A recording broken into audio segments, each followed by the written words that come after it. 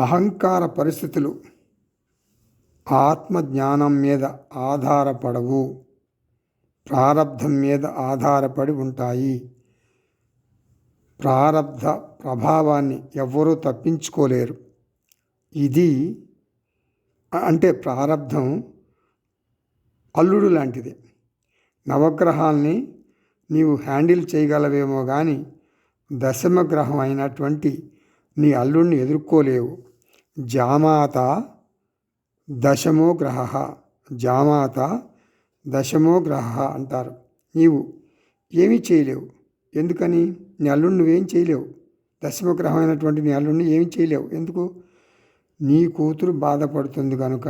కాబట్టి జ్ఞాని అహంకారం యొక్క అనుభవాలను స్వీకరిస్తాడు, నిరాశ చెందడు, ఒత్తిడికి లోను కాడు. ఏమి చేస్తాడు?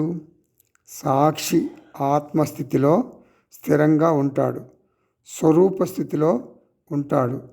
రాగద్వేషాలను ప్రాధాన్యతలుగా మార్చుకుంటాడు.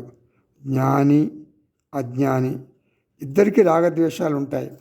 ఒక ఉదాహరణ చెప్పనా? నాకు ఉదయం 6 గంటలకు కాఫీ కడుపులో పడాలి.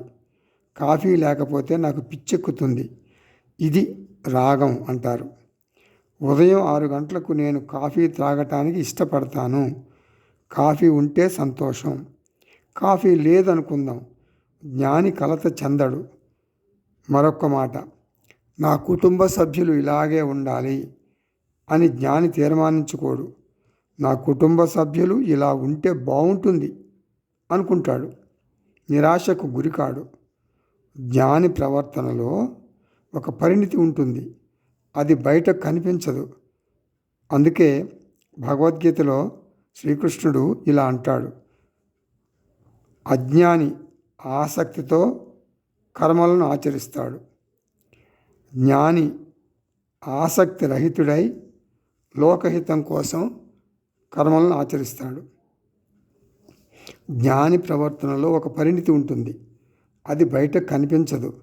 అందుకే భగవద్గీతలో శ్రీకృష్ణుడు ఇలా అంటాడు, అజ్ఞాని ఆసక్తితో కర్మలను చేస్తాడు, జ్ఞాని ఆసక్తి లేకుండా ఆసక్తి రహితుడై లోకహితం కోసం కర్మలను ఆచరిస్తాడు.